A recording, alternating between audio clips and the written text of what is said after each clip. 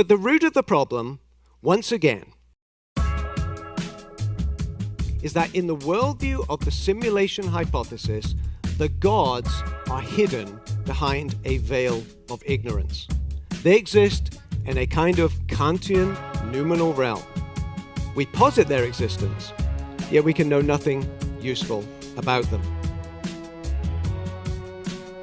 This is The Future of Reformed Apologetics, a podcast from Westminster Media. Join me, Brandon McLean-Smith, and Scott Oliphant, Professor of Apologetics at Westminster Theological Seminary, as we discuss the intellectual defense of the Christian faith and how the essays in a new book Scott has edited can help us understand where we've come from and where we're going.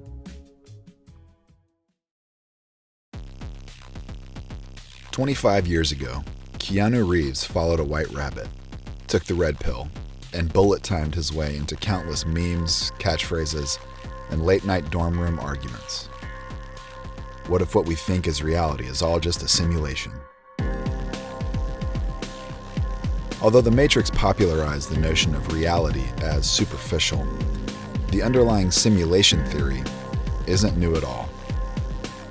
The concept finds its origin as far back as 1641, when René Descartes argued that our perception of reality could be an elaborate deception by some evil demon. More modern variants of the argument claim that we can't really know that we aren't actually just a brain in a vat. The most current variation of this Cartesian skepticism is that our universe is really just an elaborate simulation, like the one shown in The Matrix. However, as we learned from Dr. James Anderson in this final episode of our companion podcast series, the challenge to faith that the theory claims to present isn't something that Christians have to pretend is real. I'm Brandon McLean-Smith, and in this podcast series, we'll look at some insights from the book, The Future of Reformed Apologetics, and revisit some highlights from the 2023 conference it's based on, with Scott Oliphant, author of Covenantal Apologetics and professor of apologetics and systematic theology at Westminster. Let's now move to the second Van Tillian strategy, a more direct internal critique to see how the simulation hypothesis leads to a kind of self-defeating skepticism. Let's remind ourselves of Bostrom's argument. He argues that if there's any likelihood that our descendants reach a point where they are able to create realistic ancestor simulations with conscious beings, and if there's any likelihood that at least some of our descendants actually create such simulations, then it's far more probable than not that we ourselves are in one of those ancestor simulations. That's the argument. But notice this. If we are in a simulation, then the simulators are not our actual descendants. Because if they were, they would also be in the simulation. We are not actually their ancestors. Rather, we are just simulations that represent their ancestors. But in that case, we have no good reason to think that the simulators want to run simulations that represent their ancestors rather than some very different kind of being. Just think about it. If you could create a massive virtual reality universe, why would you populate it with humans rather than, say, elves, or Ewoks, or Romulans, or something never conceived of before? The sky's the limit. For any given species of simulator, there's a virtually unlimited number of different species of simulated beings, which means that the likelihood that the simulated beings are of the same species as the simulators is vanishingly small. In other words, we have no reason to think that the simulators are anything like us at all. In this simulation hypothesis that he's talking about, he mentions that you can't trust your own reasoning if we're in the simulation because the reasoning that you're using is itself simulated.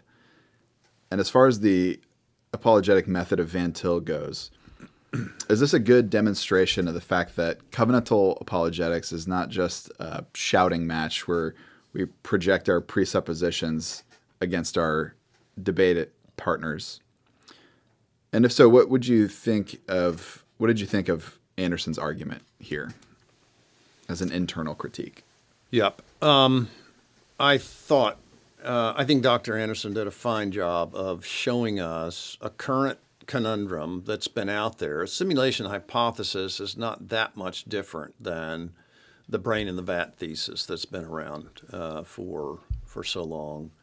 And I thought Dr. Anderson did such a fine job of not just saying, well, we have evidence of this, we have evidence of that, but the beauty of the internal critique. And again, this was Van Til's genius. Because he recognized the impossibility of the contrary, that means that Christianity is true, everything else is false. So if everything else is false, there are going to be self-contradictions embedded in whatever system is trying to be built. And that's the case for the simulation hypothesis. So when we do our critique, we don't just simply say, hey, we think you're wrong because Christianity is right. But we can also say, can I get on your turf for a minute and see what you're actually wanting to say here? And that's what Dr. Anderson does so well. On their turf, what he's trying to say, what he's saying is, I'm trying to summarize what he's saying. It's difficult, but what he's saying is, on your own terms, because everything that you postulate in a simulation hypothesis has to be necessarily indexed to reality, and yet the simulators themselves are meant to be, to some extent, unknown and unknowable, because that's part of the definition. How are we going to connect the two? Reality and the unknowable. And it really is a Kantian dimensionalism, as Van Til liked to call it. It's the noumenal phenomenal. So he's wanting to say, with Bostrom, you've got these simulators who are ancestors, but on what premise would you posit ancestors that are anything like us when they themselves are supposed to both transcend the simulation and be simulators? As a matter of fact, why would you even think they're like us at all? As part of his point. So I think what he's showing is, when you do, so here's the sort of broader point. When you're able to do an internal critique like this, it's another persuasive way of appealing to the sensus divinitatis, the fact that people know God, and that this is, you try to show, it's an absurd sort of creation in order to try to suppress the truth in unrighteousness. So what does simulation hypothesis do? It's postulating something transcendent in order to give some kind of, meaning, purpose, at least analysis of what's happening imminently. Now, what does that sound like? It sounds like a parody of Christianity. You want to postulate someone transcendent? It has to be God. Guess what? He's not like us. He's completely unlike us. And yet, as unlike us, he's condescended to be with us and to speak to us, et cetera, et cetera. So simulation hypothesis is just a good example of a kind of fake religion that has a transcendent and an immanent.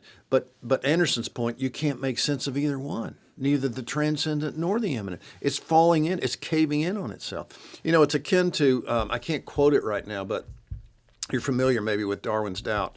20 years after he wrote Origin of the Species, he said, I really have doubts as to whether or not I can trust my own mental faculties given the randomness of how they themselves were produced. And he says something like, can a monkey's faculties, rational faculties, be trusted?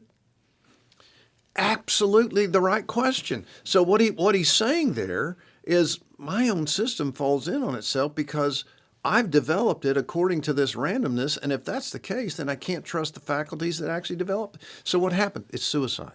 It's systemic suicide. The whole system kills itself. It self-destructs because it can't sustain itself. That's what's happening in simulation hypothesis. So I thought Dr. Anderson, I was glad he brought it up. It's another way of Van Til into the future. Guess what? He can handle this. And what Anderson does after this is he goes into a transcendental critique of it. And again, just a brilliant way. He's writing a book on that, by the way. It's going to be published, which I'm thrilled to hear about. And it's another way of showing how the impossibility of the contrary. What would justify the existence of even the simulators? What kind of world do they live in, and how do you know? That's a nice way to begin to do a Van Tilian critique of a current problem. Although the simulation theory requires debunking, as James Anderson showed in his talk, it also provides some unique opportunities for communicating a Christian worldview. I asked Scott if the language of simulation can be useful for us today like the language of idealism was for Van Til in his day. I think you can use words like that as long as we have to give them Christian content, don't we? There's nothing unreal about what God has made, but it doesn't partake of the reality that God is. So it's an analogical, ectypal replication of what's in the mind of God. It's not a direct from the mind to the ad extra, but it's from the mind to God's creation, in the sense that, I love the way Van Til puts that, because he says creation is God's interpretation. That's a nice way to put it. It's an interpretation of what's in his mind at the level of creation, not at the level of God himself. So if that's what we mean by simulation, I think that's right, as long as we recognize that this simulation, number one, is the only simulation there is, and number two, it's real. There's nothing unreal about creation. Once made, it's going to exist for eternity in the new heavens, new earth, or in hell. All of that, the telos of creation, leads to that. And it's just as real as the Lord Jesus Christ was real and is real. So it's a copy, but it's an analogical copy. And the other thing, God runs it all. So simulation hypothesis, you've got these transcendent whatever they are, God runs the whole thing. But he doesn't run the whole thing so that this is just pretend, as in Matrix or simulation, but he runs it as in this is real, and it makes a difference. And it actually is going to make a difference in terms of the way eternity is. Yeah, reality as an interpretation of the thought of God as it exists in his mind is almost like Christianity has a better simulation theory than the simulation theory itself. Right. The only simulation theory possible to be rational. In his talk on simulation theory, the full text of which you can find in the book The Future of Reformed Apologetics, James Anderson referenced one of Van Til's most notable students, Greg Bahnsen. Although he died young, Bahnsen had a huge influence on Reformed apologetics, and it's still felt today, both in positive and negative ways. I asked Scott how we ought to read Bahnsen. I think, number one, I'll say I asked Van Til directly about Greg, and he immediately said to me, "I wish he'd never written his theonomy book." Van Til, when he was alive, was asked more than once to join an OP church that was in the area that was theonomic, and he just wasn't interested. So I'm quite sure of the fact that Van Til did not see his own thought leading to some sort of theonomic context or theology. And then I think we see that there are iterations of theonomy. So I would set that on a shelf and say that's an organ transplanted into a body that's going to reject it. If you know Voss, you're not going to be theonomic. It's just that simple. Then I would say, I think in terms of the post-Van Tilian kind of interpreters, that Greg was the best, because he got the transcendental thrust of what Van Til was saying in a way that others did not. And he was such a sharp mind that he was able to incorporate that into philosophical contexts, and he was such a sharp debater that he was able to take that onto the circuit in a way that others haven't been able to. So I have great appreciation for what Greg did, and I require his book in one of my classes. Having said that, what is not as prominent in Greg, his writings, is the theological and biblical foundations of what Van Til was up to. It can read, and I know this is true because students have said it to me, it can read as though Van Til was the only one who thought transcendentally, and if you think transcendentally, it's a silver bullet for every issue that comes around, and now you've got it, and you just fire it off, and now it's done. I don't think Greg thought that at all, but I think he too was so passionate about what he'd learned from Van Til that sometimes his writings come across as all you need is transcendental, all you need is the transcendental. Well, I think you do need the transcendental in the way Van Til thinks about it, but it's because what's behind the transcendental is pure biblical logic. Christianity is true, therefore everything else opposing it by definition is false. And then you can begin to think in those terms. So Greg was a good philosopher, a good thinker. I think gaps in theology that I wish weren't there. But if you want an interpreter of Van Til in that vein, I think Greg's a really good place to start. I've heard that there's been a number of students of Bahnsen that have since gone either to Rome or to Eastern Orthodoxy. Is there anything you think in Bahnsen's thought that led that to happen, or is that just a coincidence? That's a really good question. I don't see anything inherent in what Bahnsen is doing that would move someone in that particular direction. I wish I had a handle on why people tend to do that. As best I can tell, which this is very tentative, preliminary, as best I can tell, it has much more to do with aesthetics than it does with actual theology. And so what I see happening is people getting a sort of reformed education, getting excited about that, but only at the intellectual level. And that can happen with Bahnsen, it can happen with Van Til, it can happen with what I've written. But if you get excited only at the intellectual level, what's going to happen? If that dries up for you, the pendulum's going to swing right over to the aesthetics. I mean, I actually had someone tell me, I'm interested in X, let's just call it some other movement, and I'm interested in that almost only because of the aesthetic value of it. To which we have to say, that is not only wrong, it's sinful to think that way. If you think, the most important thing about your home are the flowers on the table and not your wife in the kitchen or wherever she is, you know what I mean, then you've got serious problems. Priorities have to be priorities for a reason. So you've got to have the intellectual, Reformed are clear about that. Included in faith is notitia, the knowledge, but assent and trust. And then once you have that, the aesthetic ought to go along with that. It ought to. But the pendulum can't say aesthetics first, and then I'll just figure out how to worship when I'm in this Eastern Orthodox or Roman Catholic context.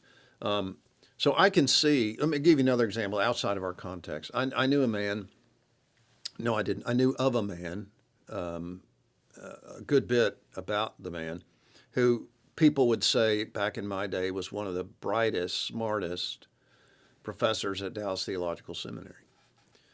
And just an intellect beyond. And lo and behold, 10 years or so after I hear about this man, where is he? He's with the Vineyard Movement, the Pentecostal Vineyard Movement, John Wimber. And he was hired as a prophet in residence at a particular church. What happened? The pendulum swung from the intellectual all the way over to the anti-intellectual charismatic. And that's a tendency, I think, for all of us that we need to recognize. And I do think there is a strand, maybe a pretty large strand, in Reformed thinking that can be dry and academic and strictly, I've got it all in my brain and that's all I need. And we have to guard our hearts to make sure that what's in our brain comes out into living in our home, living in our churches, and living among Christians and living in the world. And then I want to say, since I'm on the topic, that we shouldn't think that the uglier the church, the holier it is. We really ought to be aware of the reason why cathedrals were built as cathedrals in part was that you walk in and you say, God is very big here. Look at this place. Now, it's not all that, but I think it has to be some that. So I would say all of that is mixed up with it.